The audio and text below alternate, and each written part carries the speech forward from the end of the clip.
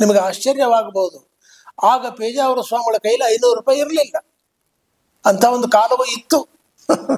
ಆಶ್ಚರ್ಯವಾಗುತ್ತೆ. ಮಾಡು, ಓದಬೇಕಲ್ವಾ, ಮಲಗಬಾರದಲ್ವಾ ಅಂತೇಳಿ ಮತ್ತೆ ಬೆನ್ನು ತಟ್ಟಿ ಎಬ್ಬಿಸಿ ಹೋಗೋರು. ಯಾವ ತಂದೆ ಇಷ್ಟು ಪ್ರೀತಿ ತೋರಿಸ್ತಾರೆ, ಯಾವ ತಾಯಿ.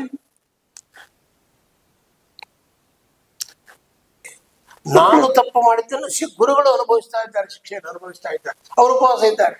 ಅಪರಾಧ ಮಾಡಿದವನು ಊಟ ಮಾಡಿ ಮೇಲೆ ಕೊಟ್ಟಿದ್ದೇನೆ, ಅವರು ಶಿಕ್ಷೆಯನ್ನು ಅನುಭವಿಸ್ತಾ ಇದ್ದಾರೆ. ಊಟ ಫಲಹಾರ ಮಾಡಿಲ್ಲ, ಹಾಲು ಕುಡಿದಿಲ್ಲ, ಪಾರಾಯಣ ಮಾಡ್ಕೊಂಡು ಸಂಚಾರ ಮಾಡ್ತಾ ಇದ್ದಾರೆ. ಅಂತ ಮನಸ್ಸು ಕರಗಿ ಇನ್ನು ಮೇಲಿಂದ ಅಪರಾಧ ಮಾಡಬಾರದಲ್ಲ ಅಂತ ಮನಸ್ಸು ಬಂದು ತಾನು ಮಲಗಿದವನಿದ್ದು ಹೊರಗೆ ಬಂದು ಸ್ವಾಮಿ ನಮಸ್ಕಾರ ಮಾಡಬೇಕು. ನಾನು ಅಪರಾಧ ಮಾಡಿ ತಪ್ಪಾಯ್ತು ಸ್ವಾಮಿ, ಕ್ಷಮಿಸಬೇಕು, ಇನ್ನು ಮೇಲಿಂದ ಅಪರಾಧ ಮಾಡುವುದಿಲ್ಲ ಹೇಳಿದ ಮೇಲೆ ಅವರು ಹೋಗಿ ಮಾಡ್ತಾ ಇದ್ದಾರೆ. ಇದು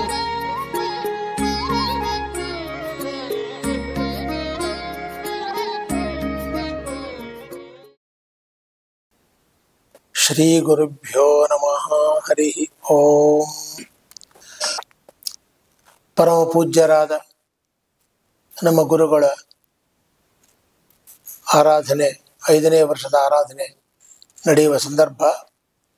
ಆ ಸಂದರ್ಭದಲ್ಲಿ ಅವರ ಬಗ್ಗೆ ಒಂದೆರಡು ಮಾತು ಹೇಳಬೇಕೆಂಬುದಾಗಿ ನನ್ನ ವಾಕ್ಶುದ್ಧಿಗೋಸ್ಕರವಾಗಿ ಅವರ ಮಹಿಮೆಯನ್ನು ಹೇಳ್ತಾ ಇದ್ದೇನೆ. ನಾನು ಕಂಡ ಅವರ ಒಳ್ಳೆಯ ಗುಣಗಳು, ನಾನು ಕಂಡಂತೆ ಅವರ ಒಳ್ಳೆಯ ಗುಣಗಳನ್ನು ಒಂದೆರಡು ಮೆಲುಕು ಹಾಕಲಿಕ್ಕೆ ಪ್ರಯತ್ನ ಮಾಡ್ತಾ ಇದ್ದೇನೆ. ಪರಮ ಪೂಜ್ಯ ಗುರುಗಳು ಅಪೂರ್ವವಾದ ವ್ಯಕ್ತಿತ್ವವುಳ್ಳವರು. ಅಸಾಧಾರಣವಾದ ವ್ಯಕ್ತಿತ್ವ, ಅಪೂರ್ವವಾದ ವ್ಯಕ್ತಿತ್ವ. ಎಲ್ಲರ ಜೊತೆಯಲ್ಲಿ ಬೆರೆಯುವ ಸ್ವಭಾವವುಳ್ಳವರು. ಎಲ್ಲರ ಮಕ್ಕಳ ಜೊತೆಯಲ್ಲಿ ಮಕ್ಕಳಾಗಿ ಬೆರೀತಾ ಇದ್ದರು, ಯುವಕರ ಜೊತೆಯಲ್ಲಿ ಯುವಕರಾಗಿ ಬೆರೀತಾ ಇದ್ದರು, ಹಿರಿಯರ ಜೊತೆಯಲ್ಲಿ ಹಿರಿಯರಾಗಿ ಬೆರೀತಾ ಇದ್ದರು, ರಾಜಕಾರಣಗಳ ಜೊತೆಯಲ್ಲಿ ರಾಜಕಾರಣಿಗಳಾಗಿ ಬೆರೀತಾ ಇದ್ರು, ಅವರಿಗೂ ಕೂಡ ಮಾರ್ಗದರ್ಶಕರಾಗಿ ಬೆರೀತಾ ಇದ್ರು. ಹೀಗೆ ಪ್ರತಿಯೊಬ್ಬರಲ್ಲಿಯೂ ಕೂಡ ಅತ್ಯಂತ ಪ್ರೀತಿ, ಎಲ್ಲರನ್ನೂ ಅತ್ಯಂತ ಪ್ರೀತಿಯಿಂದ ಕಾಣ್ತಾ ಎಲ್ಲರ ಜೊತೆಯಲ್ಲಿ ಬೆರೆಯುವ ಸ್ವಭಾವ ಅದು ನಮ್ಮ ಗುರುಗಳ ವಿಶೇಷವಾದ ಸ್ವಭಾವ. ಅದರ ಜೊತೆಗೆ ಎಲ್ಲರನ್ನು ಪ್ರೀತಿಯಿಂದ ಕಾಣ್ತಾ ಇದ್ರು. ಯಾರನ್ನು ಕೂಡ ಒಂದು ಮಾತು ಅವರೇ ಆಗಾಗ್ಗೆ ಹೇಳ್ತಾ ಇದ್ರು, ಯುಕ್ತಿಯುಕ್ತಂ ವಚೋಗ್ರಾಹ್ಯಂ ಬಾಲಾದಪಿ ಶುಕಾದಪಿ. ಒಂದು ಒಳ್ಳೆಯ ಮಾತನ್ನು ಆಡಿದರೆ ಯಾರೇ ಆಗಿರಲಿ, ಅವನು ಚಿಕ್ಕವನಾಗಿರಲಿ ದೊಡ್ಡವನಾಗಿರಲಿ, ನಮ್ಮ ಗಿಳಿ ಆಗಿರಲಿ, ಆ ಯುಕ್ತಿಯುಕ್ತವಾದ ಮಾತನ್ನು ಸ್ವೀಕಾರ ಮಾಡಬೇಕೆಂಬ ಒಂದು ಉಕ್ತಿ ಏನಿದೆ ಅದನ್ನು ಅಕ್ಷರಶಃ ಜೀವನದಲ್ಲಿ ಅಳವಡಿಸಿಕೊಂಡವರು ನಮ್ಮ ಗುರುಗಳು. ಯಾರನ್ನೂ ಕೂಡ ಅಸಖ್ಯ ಭಾವನೆಯಿಂದ, ಅಸಡ್ಡ ಭಾವನೆಯಿಂದ ನೋಡಿದ ಸಂದರ್ಭವೇ ಇಲ್ಲ. ಎಲ್ಲರನ್ನೂ ಅತ್ಯಂತ ಪ್ರೀತಿಯಿಂದ, ವಿಶ್ವಾಸದಿಂದ ನೋಡುವ ಒಂದು ಗುಣವನ್ನು ನಾನು ಅವರಲ್ಲಿ ಕಂಡಿದ್ದೇನೆ. ಶಿಷ್ಯರಲ್ಲಿ ಅಪಾರವಾದ ಪ್ರೀತಿ ಅವರಿಗೆ. ಶಿಷ್ಯರು ಅಂದರೆ ಪಂಚಪ್ರಾಣ.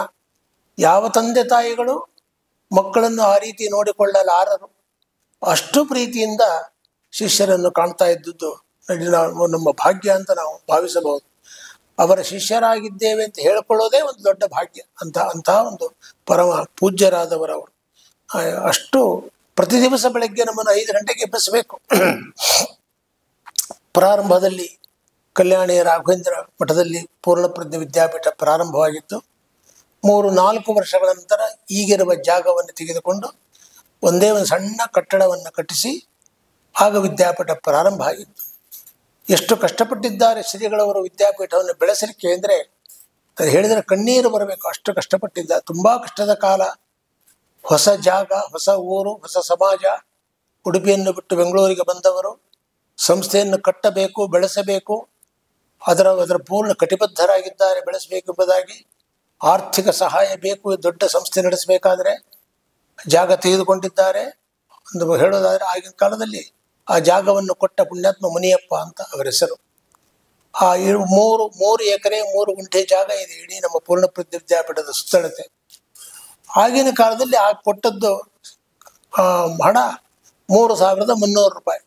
ಇನ್ನು ಆಶ್ಚರ್ಯವಾಗಬಹುದು ಇವತ್ತಿನ ರೇಟು, ಅವತ್ತಿನ ರೇಟ್ ಹೇಗಿತ್ತು ಎಂಬುದು. ಅವರ ಪರಮ ಪೂಜ್ಯ ಗುರುಗಳ ಆ ವ್ಯಕ್ತಿತ್ವ ಏನಿದೆ, ಅವರ ಪ್ರಭಾವ ಏನಿದೆ, ಅದಕ್ಕೆ ಮಾರು ಹೋಗಿ ಆ ಮುನಿಯಪ್ಪ ಎಂಬುವರು ಆ ಜಾಗವನ್ನು ಕೊಟ್ಟರು 3,300 ರೂಪಾಯಿಗೆ.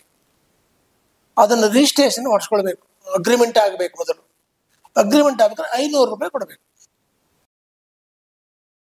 ನಿಮಗೆ ಆಶ್ಚರ್ಯವಾಗಬಹುದು. ಆಗ ಪೇಜಾವರ ಸ್ವಾಮಿಗಳ ಕೈಲಿ 500 ರೂಪಾಯಿ ಇರಲಿಲ್ಲ. ಅಂಥ ಒಂದು ಕಾಲವೂ ಇತ್ತು. ಆಶ್ಚರ್ಯವಾಗುತ್ತೆ. 500 ರೂಪಾಯಿ ಇರಲಿಲ್ಲ ಅವ್ರ ಹತ್ರ. ಒಬ್ಬ ಶ್ರೀಮಂತನ ಕರೆದರು, ನೋಡಪ್ಪ, ನಾನು ಇನ್ನು ವಿದ್ಯಾಪೀಠವನ್ನು ಸ್ಥಾಪನೆ ಮಾಡಿದ್ದೇನೆ, ಈಗ ಅದು ಕಲ್ಯಾಣಿ ರಾಘವೇಂದ್ರ ಮಠದಲ್ಲಿ ನಡೀತಾ ಇದೆ. ಈಗ ಅದನ್ನು ದೊಡ್ಡ ಪ್ರಮಾಣದಲ್ಲಿ ಜಾಗ ತೆಗೆದುಕೊಂಡು ಅದನ್ನು ಬೆಳೆಸಬೇಕಾಗಿದೆ. ಅದಕ್ಕೋಸ್ಕರ ಜಾಗವನ್ನು ಕೂಡ ಖರೀದಿ ಮಾಡ್ತಾ ಇದ್ದೇವೆ. ನೀನು ಅಗ್ರಿಮೆಂಟಿಗೋಸ್ಕರ 500 ರೂಪಾಯಿ ಕೊಟ್ಟಿರು, ಆಯಿತಾ? ನಾನು ಸಂಚಾರ ಮಾಡಿ ಒಂದು ವಾರದಲ್ಲಿ 15 ದಿವಸದಲ್ಲಿ ನಿನ್ನ 500 ರೂಪಾಯಿ ತೀರಿಸ್ತೇನೆ ಅಂತ ಹೇಳಿದರು ಸ್ವಾಮಿಗಳು. ಆಗ್ಲಿಂದ ಒಪ್ಪಿಕೊಂಡ ಶ್ರೀಮಂತ. ಅವರು ಸಂಚಾರಕ್ಕೆ ಹೊರಟರು. ಇನ್ನೊಂದು ವಾರದಲ್ಲಿ ರಿಜಿಸ್ಟ್ರೇಷನ್ ಅಗ್ರಿಮೆಂಟ್ ಆಗಬೇಕದು. ನಾವಿನ್ನೂ ಹುಡುಗರು, ಚಿಕ್ಕ ಚಿಕ್ಕ ಹುಡುಗರು. ಅವನ ಹತ್ರ ಹೋಗಿ, ಈ ಥರ ಅಗ್ರಿಮೆಂಟ್ ಡೇಟ್ ಫಿಕ್ಸ್ ಆಗಿದೆ, ಮತ್ತು ತಾವು ಹೇಳಿದ್ದೀರಿ 500 ರೂಪಾಯಿ ಕೊಡ್ತೇನೆ ಎಂಬುದಾಗಿ. ಕೊಡಬೇಕಲ್ಲ ಅಂದಾಗ, ಯಾರಿಗೆ ಕೊಡ್ತಾರೆ 500 ರೂಪಾಯಿ? ಏನು ತಿಳ್ಕೊಂಡಿದ್ದಾರೆ 500 ರೂಪಾಯಿ ಅಂದರೆ? ಆಗಿನ ಕಾಲದಲ್ಲಿ 500 ರೂಪಾಯಿಗೆ ಭಾರಿ ಬೆಲೆ ಇತ್ತು. 1 ರೂಪಾಯಿಗೆ ಬೆಲೆ ಇತ್ತು ಅವಾಗ, ಅಥವಾ ಒಂದು ಆಣೆಗೆ ಬೆಲೆ ಇತ್ತು ಅವಾಗ. ಒಂದು ಆಣೆಗೂ ಕೆಲವು ಪದಾರ್ಥ ಬರ್ತಿತ್ತು. ಇವಾಗ ಆಣೆ ಅಂದರೆ ಏನು ಅಂತ ಗೊತ್ತಿಲ್ಲ ಜನಗಳಿಗೆ. ಅವತ್ತಿನ ಕಾಲದಲ್ಲಿ ಆಣೆ ಕಾಲ ಅದು. 16 ಆಣೆಗೆ 1 ರೂಪಾಯಿ ಕಾಲ ಅದು. ಆಗ್ತಾನೆ 5 ಪೈಸೆ 10 ಪೈಸೆಗಳೆಲ್ಲ ಹುಟ್ಟಿತ್ತು. ಏನು ತಿಳ್ಕೊಂಡಿದ್ದೀರಿ 500 ರೂಪಾಯಿ ಅಂದರೆ? ಸ್ವಾಮಿಗಳು ಇಲ್ಲ ಅನ್ನಬಾರ್ದು ಅಂತ ಒಪ್ಪಿಕೊಂಡು ಅಷ್ಟೇ ಹೊರತು ಕೊಡ್ಲಿಕ್ಕಾಗಲ್ಲ ಅಂದ್ಬಿಟ್ಟ. ಫೋನಿನ ಕಾಲ ಅಲ್ಲ. ಒಬ್ಬ ಹೋಗಿ, ಯಾವ ಸ್ವಾಮಿಗಳು ಯಾವರಿದ್ದ ಅಲ್ಲಿ ಹೋಗಿ, ಸ್ವಾಮಿ ಈ ಥರ ಆಗಲ್ಲ ಅಂತ ಇದ್ದಾರೆ ಅಂದ. ಆಗ ಅವ್ರು ಹೇಳಿದರು, ಕೊಡುವ ಮುನಿಯಪ್ಪನಿಗೆ ಹೇಳ್ರಿ, ಅದನ್ನು ಬೇರೆ ಯಾರಿಗೂ ಕೊಡೋದು ಬೇಡ, ಸ್ವಾಮಿಗಳಿಗೆ ಬೇಕದು ಜಾಗ. ಯಾಕಂದರೆ 1 ವಾರ ಅವಕಾಶ ಕೊಡಿ, ಸ್ವಾಮಿಗಳು ಸಂಚಾರ ಮಾಡಿ ನಿಮಗೆ ಬಂದು ಅಗ್ರಿಮೆಂಟ್ ಮಾಡಿಕೊಡ್ತಾರೆ. ಎಷ್ಟು ಕಷ್ಟದ ಕಾಲ ಅಂದರೆ, ಸ್ವಾಮಿಗಳಿಗೆ ಪಾದಪೂಜೆ ಮಾಡಿದರೆ 2 ರೂಪಾಯಿ ಪಾದಪೂಜೆ ಕಾಣಿಕೆ. ಅವಾಗ ಒಂದು ಕಾಲ ಮೇಲೆ 1 ರೂಪಾಯಿ, ಇನ್ನೊಂದು ಕಾಲ ಮೇಲೆ 2 ರೂಪಾಯಿ, 2 ರೂಪಾಯಿ ಪಾದಪೂಜೆ. ಭಾರಿ ಶ್ರೀಮಂತ ಆದರೆ 10 ರೂಪಾಯಿ ಪಾದಪೂಜೆ.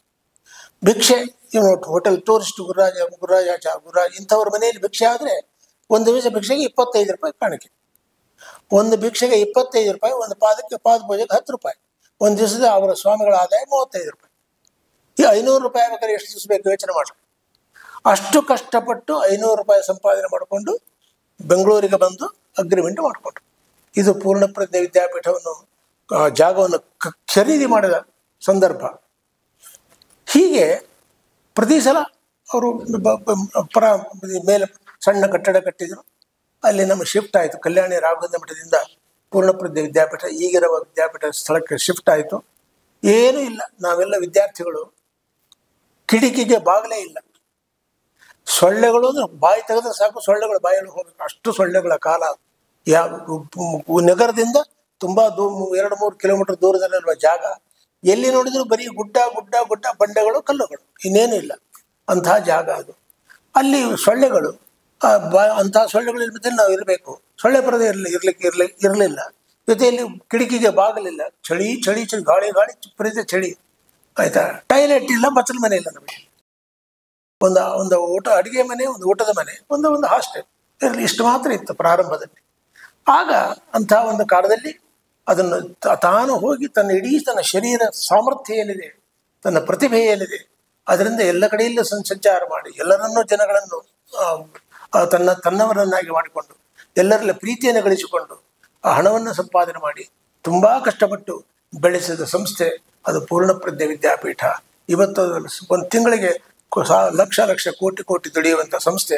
ಅವತ್ತು ಅಷ್ಟು ಕಷ್ಟಪಟ್ಟು ಅವರ ತಪಶಕ್ತಿ ಏನಿದೆ, ಆ ತಪಶಕ್ತಿಯಿಂದ ವಿದ್ಯಾಪೀಠ ಸ್ಥಾಪನೆ ಮಾಡಿ ಅದು ನಡೆಯಲಿಕ್ಕೋಸ್ಕರ ದೇವಸ್ಥಾನ ಸ್ಥಾಪನೆ ಮಾಡಿ ಕೃಷ್ಣದೇವರನ್ನು, ಮಧ್ವಾಚಾರ್ಯರನ್ನು, ರಾಘವೇಂದ್ರ ಸ್ವಾಮಿಯನ್ನು ಪ್ರತಿಷ್ಠೆ ಮಾಡಿದರು. ಅದು ಅವರ ತಪಶಕ್ತಿ. ಪ್ರತಿಮಾಯಾಂತು ಸಾನ್ನಿಧ್ಯಂ ಪ್ರತಿಷ್ಠಾಪಕಸ್ಯ ತಪೋಬಲ ಎಂದಂತೆ ಅವರು ಪ್ರತಿಷ್ಠೆ ಮಾಡಿದ ಅವರ ತಪಶಕ್ತಿಯಿಂದ ಇವತ್ತು ಅದು ಇಷ್ಟು ದೊಡ್ಡ ಮಟ್ಟದಲ್ಲಿ ಮೆರೀತಾ ಇದೆ. ಹಾಗೆ ನಮಗೆ ಒಂದು ಸೊಳ್ಳೆ ಚಳಿ ಕಿಟಕಿ ಬಾಗಿಲಿಲ್ಲದೆ ಬೆಳೆದರೆ ನಾವು ಇವತ್ತು ಪೂರ್ಣಪ್ರಜ್ಞೆ ವಿದ್ಯಾಪೀಠದಲ್ಲಿ ಏರ್ ಕಂಡೀಷನ್ ರೂಮಲ್ಲಿ ಕುಳಿತುಕೊಂಡು ಉಪನ್ಯಾಸ ಮಾಡತಕ್ಕಂತಹ ಸಂದರ್ಭವನ್ನು ನಾವು ಕಾಣ್ತಾ ಇದ್ದೇವೆ. ಅಂದರೆ ಎಷ್ಟು ದೊಡ್ಡ ಮಟ್ಟದ ತ್ಯಾಗ, ಸ್ವಾಮಿಗಳ ತ್ಯಾಗ ಅಲ್ಲಿದೆ ಎಂಬುದನ್ನು ನಾವು ಕಾಣಬಹುದಾಗಿದೆ. ಬೆಳಗ್ಗೆ 5 ಗಂಟೆ ನಮ್ಮನ್ನು ಎಬ್ಸೋರು. ಅದು ಬೆಲ್ಲ ಆದ ಕೂಡಲೇ ತಾನೇ ಮೊದಲೆದ್ದು ನಾವು 5 ಗಂಟೆಗಳ ಅವ್ರು 4:45 ಹೇಳೋರು. ಎದ್ದು ಮುಖ ತೊಳ್ಕೊಂಡು ನಾವು ಬೆಲ್ಲ ಮಾಡಿ ನಮ್ಮನ್ನೆಲ್ಲ ಎಬ್ಸೋರು. ಎಲ್ಲರನ್ನು ಸಾಮೂಹಿಕ ಪ್ರಾರ್ಥನೆ ಜೊತೆಗೆ ಪ್ರಾರ್ಥನೆ ಮಾಡೋರು. ಪ್ರಾರ್ಥನೆ ಆದ ಕೂಡಲೇ ನಾವು ಹುಡುಗರು ಮತ್ತೆ ಹೋಗಿ ಮಲ್ಕೊಂಡು. ಎಷ್ಟು ಪ್ರೀತಿ ವಿದ್ಯೆಯ ಬಗ್ಗೆ ಅವರಿಗೆ ಆಧಾರ, ಎಷ್ಟು ವಿದ್ಯಾರ್ಥಿಗಳ ಬಗ್ಗೆ ಪ್ರೀತಿ ಅಂದರೆ ಮತ್ತೆ ಸೊಳ್ಳೆ ಪರದೆ ಒಳಗೆ ಬಂದು ನನ್ನನ್ನು ಎಬ್ಬಿಸಿದ್ದನ್ನು ನನಗೆ ಇನ್ನೂ ಜ್ಞಾಪಕ ಇದೆ. ಮತ್ತೆ ಸೊಳ್ಳೆ ಪರದೆ ಒಳಗೆ ಬಂದು ಮಲಗಿ ಮತ್ತೆ ಮಲ್ಕೊಂಡ್ಬಿಟ್ಟಿಯಾ ಮಲಗಬಾರ್ದಪ್ಪ, ಹೇಳು, ಮುಖ ತೊಳಕ ಸ್ನಾನಾದಿಗಳನ್ನು ಮಾಡು, ಓದಬೇಕಲ್ವಾ, ಮಲಗಬಾರ್ದಲ್ವಾ ಅಂಥೇಳಿ ಮತ್ತೆ ಬೆನ್ನು ತಟ್ಟಿ ಎಬ್ಬಿಸಿ ಹೋಗೋರು. ಯಾವ ತಂದೆ ಇಷ್ಟು ಪ್ರೀತಿ ತೋರಿಸ್ತಾರೆ, ಯಾವ ತಾಯಿ ಮಕ್ಕಳನ್ನು ಇಷ್ಟು ಪ್ರೀತಿಯಿಂದ ನೋಡ್ತಾರೆ, ಅಷ್ಟು ಯಾವ ತಂದೆ ತಾಯಿಗಳು ತೋರಿಸಿದ ಪ್ರೀತಿಯನ್ನು, ವಿಶ್ವಾಸವನ್ನು ಗುರುಗಳನ್ನು ಮೇಲೆ ತೋರಿಸಿದ್ದಾರೆ. ಅದೇ ನಾನು ಹೇಳುತ್ತೆ, ಅವರ ಶಿಷ್ಯರಾಗಿದ್ದೇವೆ, ಅವರ ಶಿಷ್ಯರೇ ಬದುಕಿದ್ದೇವೆ ಎಂಬುದೇ ಒಂದು ದೊಡ್ಡ ಭಾಗ್ಯ ಎಂಬುದಾಗಿ ಅದನ್ನೇ ಹೇಳಿದ್ದ. ಅಂಥ ಶ್ರೇಷ್ಠ ಮಟ್ಟದ ಗುರುಗಳಾಗಿದ್ದಾರೆ. ಅದರ ಜೊತೆಗೆ ಅವರ ಪ್ರೀತಿಯನ್ನು ಕಂಡಿದ್ದೇವೆ. ನಂತರ ಶಿಷ್ಯರು, ಹುಡುಗರು ಅಪರಾಧ ಮಾಡೋದು ಸ್ವಾಭಾವಿಕ ಅಲ್ವಾ? ಅದನ್ನ ಹುಡುಗರು ತಪ್ಪು ಮಾಡದೆ ಇನ್ಯಾರು ದೊಡ್ಡವರು ತಪ್ಪು ಮಾಡ್ತಾರ? ನಾವು ತಾನೇ ಅಪರಾಧ ಮಾಡಬೇಕು. ಅಪರಾಧ ಮಾಡ್ತಿದ್ದೇವೆ ನಾವು. ಏನು ವಿದ್ಯಾಪೀಠದ ನಿಯಮಗಳಿದ್ದಾವೆ, ಆ ನಿಯಮಗಳನ್ನು ಮುರಿದು ಅಪರಾಧ ಮಾಡೋದು ಉಂಟು. ಅಪರಾಧ ಮಾಡಿದರೆ ಹುಡುಗರಿಗೆ ಶಿಕ್ಷೆ ಕೊಡಬೇಕಲ್ವಾ? ಪೂಜ್ಯ ಗುರುಗಳು ವಿದ್ಯಾರ್ಥಿಗಳಿಗೆ ಶಿಕ್ಷೆ ಕೊಡುವ ಕ್ರಮ ಹೇಗಿತ್ತು ಅಂತ ಕೇಳಿದರೆ ಆಶ್ಚರ್ಯವಾಗಬಹುದು ಕೇಳುವವರಿಗೆ.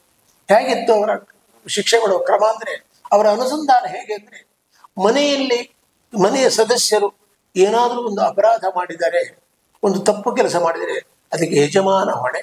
ಯಜಮಾನ ಸರಿಯಾಗಿದ್ದರೆ ಮನೆ ಸರಿಯಾಗಿ ನಡೀತದೆ, ಎಲ್ಲ ಸದಸ್ಯರು ಸರಿಯಾಗಿರ್ತಾರೆ. ಯಜಮಾನನಲ್ಲಿ ಏನಾದರೂ ದೋಷ ಇದ್ದರೆ ಮನೆಯಲ್ಲಿ ವ್ಯಕ್ತಿಗಳಲ್ಲಿ ವ್ಯತ್ಯಾಸ ಆಗ್ತದೆ.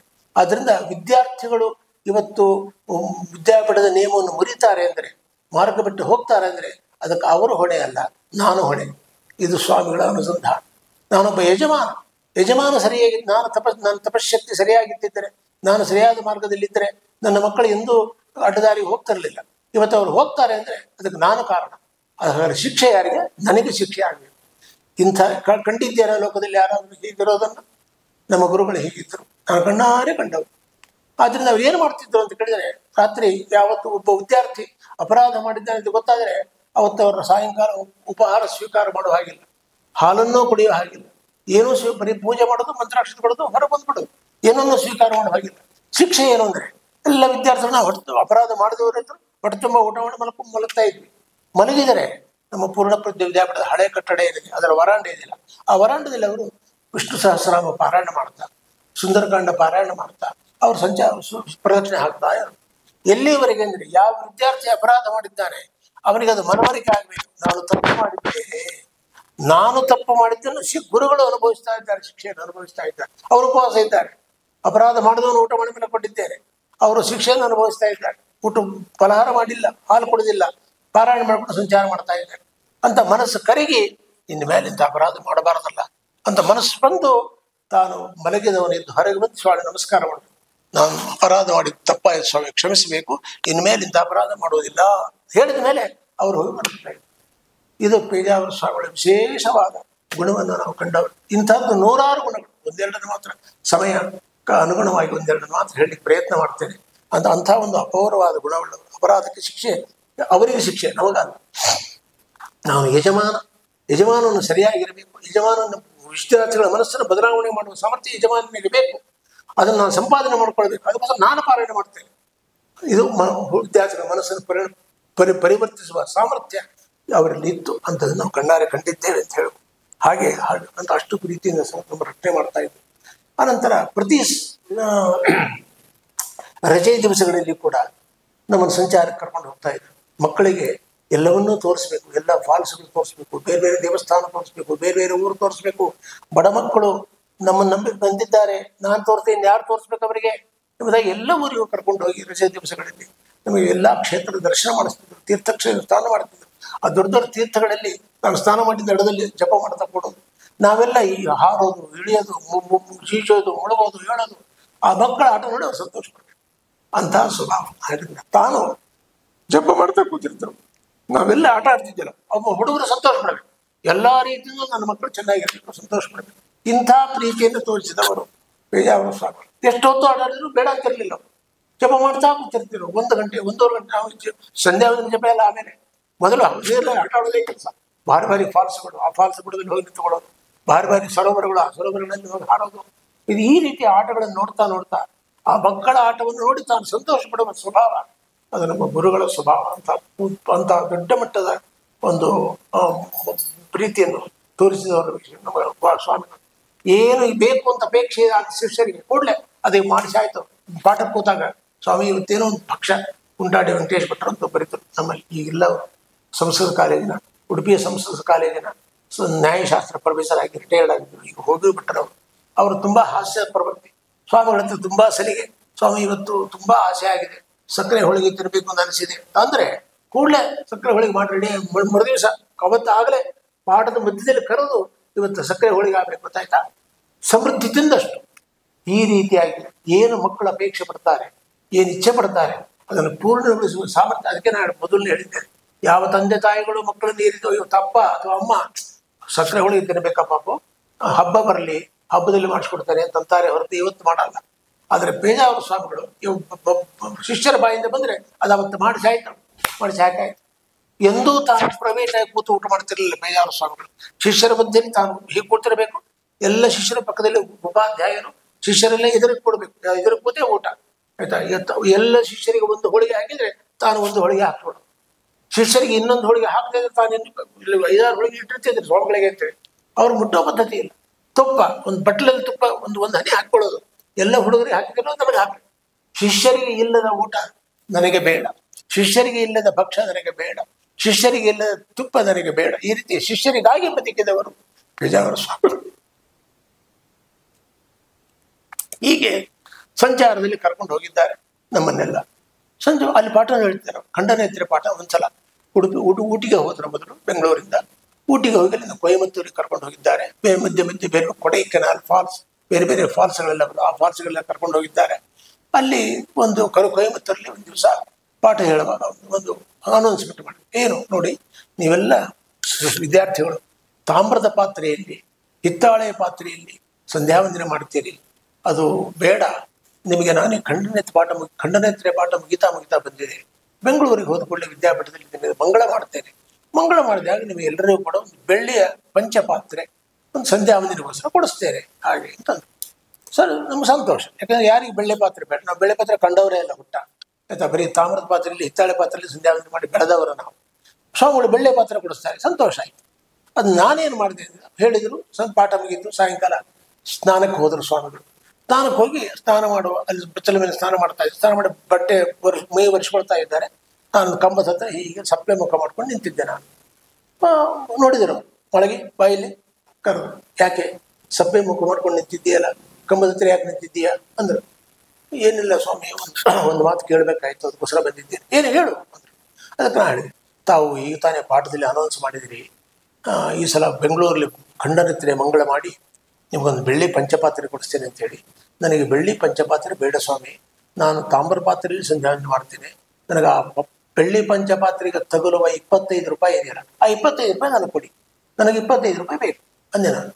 ಯಾಕೆ ಆಶ್ಚರ್ಯ ಆಯಿತು, ಯಾಕೆ ಸಂಧ್ಯಾವಂದನೆ ಮಾಡ್ಲಿಕ್ಕೆ ಪಾತ್ರೆ ಕೊಡ್ತೇನೆ ಅಂದರೆ ಬೆಳ್ಳಿ ಪಾತ್ರೆ ಬೇಡ ಅಂತೀಯ, 25 ರೂಪಾಯಿ ಬೇಕು ಅಂತ ಯಾಕೆ ಹೇಳಿದ್ರೆ, ನನಗೆ ಒಂದು ಆಸೆ ಇತ್ತು. ಏನು ಅಂದರೆ, ತುಂಬಾ ಬಡತನದಿಂದ ಬೆಳೆದು ಬಂದವರು ನಾವು, ಬ್ಯಾಂಕಲ್ಲಿ ಒಂದು 100 ರೂಪಾಯಿ FD ಇಡಬೇಕು ಅಂತ ನನ್ನ ಆಸೆ. ಆದರೆ 100 ರೂಪಾಯಿ ಎಲ್ಲಿಂದ ತರೋದು? ಆಶ್ಚರ್ಯವಾಗುತ್ತೆ ನಿಮಗೆ. ಎಲ್ಲ ದಕ್ಷಿಣ ಪೇಜಾವರ ನಮ್ಮೊಂದು ಏಕಾದಶಿ ಉಪವಾಸ ಮಾಡಿದರೆ ವಿದ್ಯಾಮಾನ ತೀರ್ಥರು 2 ರೂಪಾಯಿ ದಕ್ಷಿಣೆ ಕೊಡು, ಪೇಜಾವರ ಸ್ವಾಮಿ 1 ರೂಪಾಯಿ ದಕ್ಷಿಣೆ ಕೊಡು. ಒಂದು ಏಕಾದಶಿ 3 ರೂಪಾಯಿ ಬರ್ತಿದ್ವಿ. ಆ 3 ರೂಪಾಯಿಗೋಸ್ಕರ ನಾವು ಏಕಾದಶಿ ಉಪವಾಸ ಮಾಡ್ತೀವಿ. ನಿಜವಾಗಿ ಉಪವಾಸ ಮಾಡೋದು ಅದಕ್ಕೋಸ್ಕರ 3 ರೂಪಾಯಿ ಬರುತ್ತಿಲ್ಲ ಅಂತೇಳಿ. ಹಾಗೆ ದಕ್ಷಿಣೆ ಬಂದ ದುಡ್ಡೆಲ್ಲ ಕೂಡಿಟ್ಟು 4-5 ವರ್ಷಗಳ ಕೂಡಿಟ್ಟು 75 ರೂಪಾಯಿ ದುಡ್ಡು ಮಾಡಿದ್ದೆ ನಾನು, ಕಡಿಟ್ಟು ಇಟ್ಕೊಂಡಿದ್ದೆ. ಇನ್ನು 100 ರೂಪಾಯಿ FD ಮಾಡಬೇಕಲ್ಲ, 100 ರೂಪಾಯಿಗಿಂತ ಕಡಿಮೆ FD ತಗೋತಿರ್ಲಿಲ್ಲ ಆಗಿನ ಕಾಲದಲ್ಲಿ. ಕೆನರಾ ಬ್ಯಾಂಕಲ್ಲಿ 100 ರೂಪಾಯಿ FD ಮಾಡಬೇಕು ಅಂತ ಅಪೇಕ್ಷೆ. ಸ್ವಾಮಿ ಹೇಳ್ಕೊಂಡೆ, ಅವ್ರ ಹತ್ರ ಹೇಳ್ಕೊಳ್ದು, ಇನ್ಯಾರ ಹತ್ರ ಹೇಳ್ಕೊಳ್ಬೇಕು ನಾವು. ಈಗ ತುಂಬಾ ಕಷ್ಟಪಟ್ಟು ಪೈಸೆ ಕೂಡಿ 75 ರೂಪಾಯಿ ಮಾಡಿದ್ದೇನೆ. ಇನ್ನು 25 ರೂಪಾಯಿ ಕಡಿಮೆ ಆಗಿದೆ. ಆ 25 ರೂಪಾಯಿ ಚಿಕ್ಕಬಿಟ್ರೆ ಅದನ್ನ ಬೆಂಗಳೂರಿಗೆ ಹೋಗಿ ಕೂಡಲೇ ಕೆನರಾ ಬ್ಯಾಂಕ್, ಗಾಂಧಿ ಬಜಾರ್ ಮೌಲ್ಯಲ್ಲಿ ಕೆನರಾ ಬ್ಯಾಂಕ್ ಇತ್ತು ಆಗಿನ ಕಾಲದಲ್ಲಿ, ಈಗಿದೆ ಎಲ್ಲ ಗೊತ್ತಿಲ್ಲ. ಅಲ್ಲಿ ಒಂದು 100 ರೂಪಾಯಿ FD ಮಾಡ್ತೇನೆ ಅಂದೆ. ಕರೆ ಹೋಗ್ಬಿಟ್ರೆ ಅವರು, ಹೌದಾ 100 ರೂಪಾಯಿ FD ಮಾಡಬೇಕಾ ಅಂದರು. ಇನ್ನು ಸ್ನಾನ ಮಾಡಿ ಮೈ ಒರೆಸ್ಕೊಂಡು ದೇವ್ರ ಮನೆಗೆ ಹೋಗಿಲ್ಲ ಅವರು, ಮಧ್ಯದಲ್ಲಿದ್ದಾರೆ. ಕೂಡಲೇ ಅವ್ನು ಕ್ಯಾಶಿಯರ್ ಕರೆದು, ಬಂದು ನೋಡು ಆ ಮಾಳೆಗೆ 25 ರೂಪಾಯಿ ಕೊಳ್ಳ, ಬೇರೆ ಮಾತಾಡ, ಅವನು 25 ರೂಪಾಯಿ ಕೊಡು. ಕೂಡಲೇ ನನಗೆ ಎಷ್ಟು ಸಂತೋಷ ಆಗಿರ್ಬೋದು ಯೋಚನೆ ಮಾಡಿ. 5-6 ವರ್ಷಗಳಿಂದ 75 ರೂಪಾಯಿ ಮಾಡಿದ್ದೆ ನನಗೆ ಒಂದೇ ಕ್ಷಣದಲ್ಲಿ 25 ರೂಪಾಯಿ ಬಂದರೆ ಎಷ್ಟು ಸಂತೋಷ ಆಗಿರ್ಲಿಕ್ಕಿಲ್ಲ. ಸಂತೋಷವೋ ಸಂತೋಷ. ಅದನ್ನು ತೊಗೊಂಡು ಬ್ಯಾಗಿನ ಅಡಿಗೆ ಯಾಕಂದ್ರೆ ಯಾರು ಅಪಹಾರ ಮಾಡಬಾರ್ದಲ್ಲ, ಬೆಂಗಳೂರು ಹೋಗೋರು ಇರಬೇಕಲ್ಲ, ಅದನ್ನು ಒಳಗೆ ಸರಿತು ರಕ್ಷಣೆ ಮಾಡಿಕೊಂಡೆ. ಇಂಥ ಒಂದು ಉದಾತ್ತವಾದ ಬುದ್ಧಿ ಮಕ್ಕಳಿಗೆ ಸಂತೋಷ ಆಗುತ್ತೆ. ಅವನು ತುಂಬಾ ಅಪೇಕ್ಷೆ ಪಟ್ಟಿದ್ದಾನೆ, 25 ರೂಪಾಯಿ ಬೇಕು, ಅದು ನಾನು ಎಫ್ ಡಿ ಏನು, ಅದನ್ನೇನೋ ಅವನು ಬೇರೆ ಮಾರ್ಗದಲ್ಲಿ ಉಪಯೋಗಿಸ್ತಾ ಇಲ್ಲ ಅಥವಾ ಹಾಳು ಮಾಡ್ತಾ ಇಲ್ಲ, ಸದ್ವಿನಿಯೋಗ ಮಾಡ್ಲಿಕ್ಕೋಸ್ಕರ ಅಪೇಕ್ಷೆ ಪಟ್ಟಿದ್ದಾನೆ. ಆದ್ರಿಂದ ಅವನ ಅಪೇಕ್ಷೆ ಪೂರ್ಣ ಮಾಡಬೇಕು. ಕೂಡಲೇ 25 ರೂಪಾಯಿ ಶಾಂಕ್ಷನ್ ಆಗೋಯ್ತು. ಆಯ್ತಾ, ಬೆಂಗಳೂರಿಗೆ ಬಂದ್ವಿ. ಸರಿ, ಮರುದಿವಸನ ತೊಗೊಂಡೆ 100 ರೂಪಾಯಿ ಬ್ಯಾಂಕಲ್ಲಿ ಇಟ್ಟು ಎಫ್ ಡಿ ಮಾಡಿಬಿಟ್ಟೆ. ಸರಿ, ಅದಾಗಿ ಒಂದು 15 ದಿವಸ, ಒಂದು ತಿಂಗಳಿಗೆ ವಿದ್ಯಾಮಾನ್ಯ ತೀರ್ಥರು ಬಂದರು. ವಿದ್ಯಾಮಾನ್ಯ ತೀರ್ಥರ ಸಮ್ಮುಖದಲ್ಲಿ ಕಣ್ಣನಿದ್ರೆ ಮಂಗಳ ಆಯಿತು. ಮಂಗಳ ಆದಾಗ ನನ್ನ 4 ಜನ ವಿದ್ಯಾರ್ಥಿಗಳು, ನಾನು, ವಿಠಲದಾಸ ಭಟ್ರು, ಕುಂಟಾಡಿ ವೆಂಕಟೇಶ, ಮಾಧವ ಪುರಾಣಿಕ. ಈಗಲೂ ಇದ್ದಾರೆ ಮಾಧವ ಪುರಾಣಿಕರು. ಅವರು ಸಂಸ್ಕೃತ ಕಾಲೇಜಲ್ಲಿ ನ್ಯಾಯಶಾಸ್ತ್ರ ಪ್ರೊಫೆಸರ್ ಆಗಿ ರಿಟೈರ್ಡ್ ಆಗಿದ್ದಾರೆ. ನಾವು 4 ಜನ ಕ್ಲಾಸ್ಮೇಟ್ಸ್. ಸೂರ್ಯ, ಡಿ ರಾಮಚಂದ್ರಾಚಾರ್ಯ ಅನ್ನೋದು ಸುಧಾ ಪಾಠಕ್ಕೆ ಅವರು ಕೆಳಗಿನ ಕ್ಲಾಸ್ನಿಂದ ನಮ್ಮ ಕ್ಲಾಸಿಗೆ ಸೇರಿಕೊಂಡ್ರು. ಅವರು ನಮ್ದು 2ನೇ ಬ್ಯಾಚ್.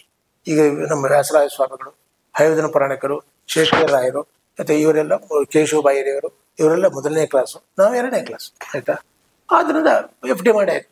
ವಿದ್ಯಾಮಾನ್ಯ ತೀರ್ಥರು ಗುರುಗಳು ಬರಬೇಕು. ಗುರುಗಳು ಬಂದ ನಂತರನೇ ಸುಧಾ ಮಂಗಳ, ಇದು ಕಣ್ಣ ಎತ್ತಿರ ಮಂಗಳ ಆಗಬೇಕು.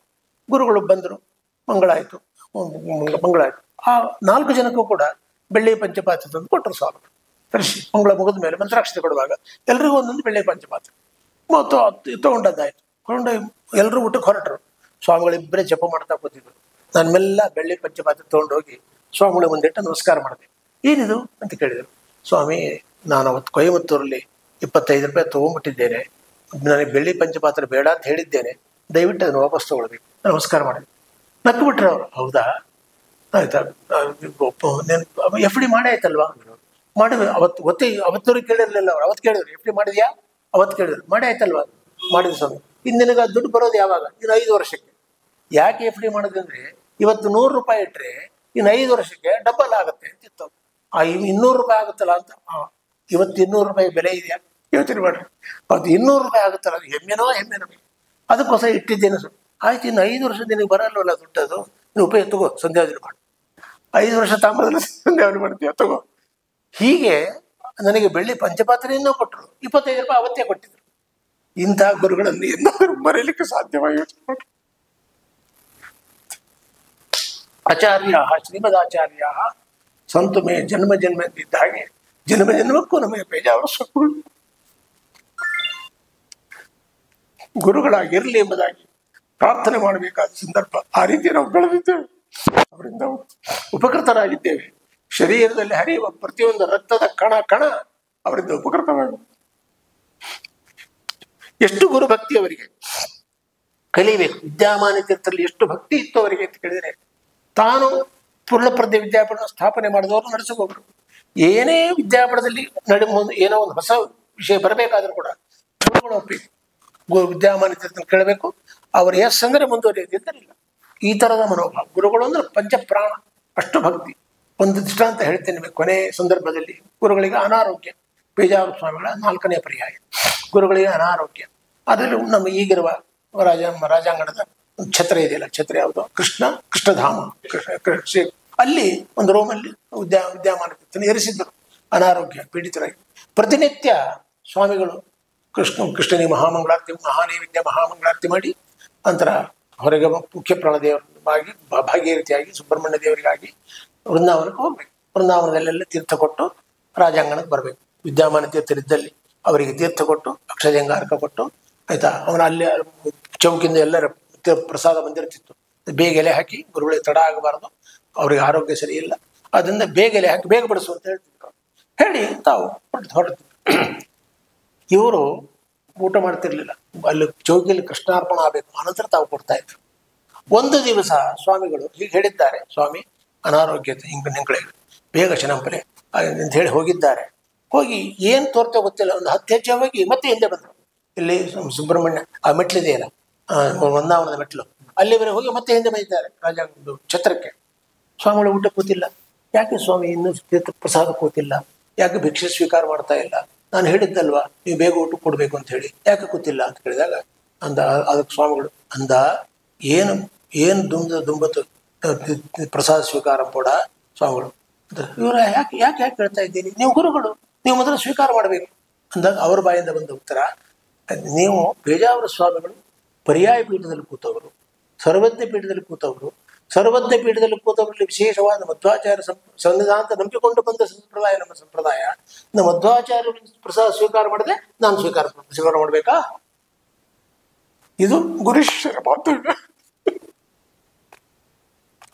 ವಿಚಿತ್ರವಾದ ಭಕ್ತಿ.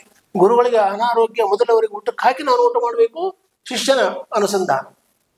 ಸರ್ವಜ್ಞ ಪೀಠದಲ್ಲಿ ಕೂತವರು ಮಧ್ವಾಚಾರ್ಯ ವಿಶೇಷ ಸನ್ನಿಧಾನ ಉಳ್ಳವರು. ನೀವು ಕೂತ ಮೇಲೆ ನಾನು ಕೊಡಬೇಕು. ಗುರುಗಳ ಸನ್ನಿಧಾನ ಅನುಸಂಧಾನ. ಎಂಥ ಗುರುಗಳು, ಎಂಥ ಶಿಷ್ಯರು ಜಗತ್ತನ್ನು ನೋಡ್ಲಿಕ್ಕೆ ಸಾಧ್ಯ. ಅಂಥ ಪವಿತ್ರವಾದ ಗುರು ಶಿಷ್ಯ ಬಾಂಧವ್ಯವನ್ನು ಕಂಡವರು ನಾವು. ಆ ಥರದ ಒಂದು ಭಾವನೆ ಗುರು ಭಕ್ತಿಯವರಲ್ಲಿ ಇತ್ತು ಎಂಬುದನ್ನು ನಾವು ಕಾಣ್ತಾ ಇದ್ದೇವೆ. ಕಾಶಯಾತ್ರೆಗಳಿಗೆ ಸಂಚಾರ ಮಾಡ್ತಾ ಮಾಡ್ತಾ ಕಾಶಯಾತ್ರೆಗೆ ಹೋಗಿದ್ದೇವೆ. ಕಾಶಯಾತ್ರೆ ಮುಗಿಸ್ಕೊಂಡು ಅಲ್ಲಿ ಬಹುಶಃ ಕುಂಭಮೇಳ, ಕಾಣಿವ ಸ್ವಾಮಿಗಳ ಪರ್ಯಾಯ ಹತ್ರ ಕುಂಭಮೇಳ ನಡೆಯುತ್ತೆ. ಇದೇ ಸಮಯ ಡಿಸೆಂಬರ್ ಜನವರಿ ಕುಂಭಮೇಳ ನಡೆಯುತ್ತೆ. ಅಲ್ಲಿ ಮಹಾಕುಂಭಮೇಳ. ಪೇಜಾವ ಸ್ವಾಮಿಗಳನ್ನು ವಿಶೇಷ ಅತಿಥಿಗಳನ್ನಾಗಿ ಕರೆಸಿದ್ರು. ಅಲ್ಲಿ ಹೋಗಿ 15 ದಿವಸಗಳ ಕಾಲ ಗಂಗಾ ತೀರದಲ್ಲಿದ್ದು ಅಥವಾ ಮುಗಿಸ್ಕೊಂಡು ಬರುವ ಸಂದರ್ಭದಲ್ಲಿ ದಾರಿಯಲ್ಲಿ ಒಂದು ವ್ಯಾನ್ನಲ್ಲಿ ಕೂತಾಗ ಏನೋ ತಿಂಡಿಗಳು, ಅವತ್ತು ಮಾಡಿದ ತಿಂಡಿಗಳನ್ನು ಹುಡುಗರೆಲ್ಲ ತಿನ್ನೋ ಪದ್ಧತಿ ಹಾಗೆ ತಿಂತಾ ಇದ್ದರು. ಮಾಧವ ಪುರಾಣಿಕ ಮೈಸೂರು ಪಾಕ್ ಇನ್ನೊಂದು ಜ್ಞಾಪಕ ಇದೆ ನನಗೆ. ಮೈಸೂರು ಮಾಧವ ಪುರಾಣ ಮೈಸೂರಿನ ಏನು ಪರಿ ನಾನು ತಗೊಳ್ಳೋದಿಲ್ಲ. ಯಾಕೆ ಸ್ವಾಮಿಗಳು ಯಾಕೆ ಅಂತ ಕೇಳಿದ್ರು. ನಾನು ಕಾಶಿಯಲ್ಲಿ ಬಿಟ್ಟು ಬಂದಿದ್ದೇನೆ ಸ್ವಾಮಿ, ಅದು ಸರಿ ತಗೊಳ್ಳಲ್ಲ ಅಂದವನು.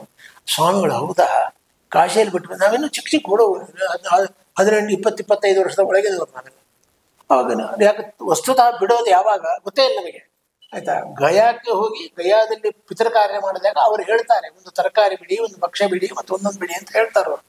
ಆಗ ಒಂದು ಫಲ ತರಕಾರಿ ಈ ಒಂದು 3 ಬಿಡಬೇಕು, ಭಕ್ಷ್ಯ 3 ಬಿಡಬೇಕು ಅಂತ ಅವ್ರು ಹೇಳ್ತಾರೆ. ಇನ್ನು ಬಿಡಿ, ನಿಮ್ಮ ಪಿತೃಗಳ ತೃಪ್ತಿಗೋಸ್ಕರವಾಗಿ ಬಿಡಿ ಅಂತ ಹೇಳ್ತಾರೆ. ಆಗ ಬಿಡಬೇಕು. ನಾವೇನು ಜೀವತ್ ಪಿತೃಗಳು ತಂದೆ ತಾಯಿಗಳಿದ್ದಾರೆ ನಮಗೆ.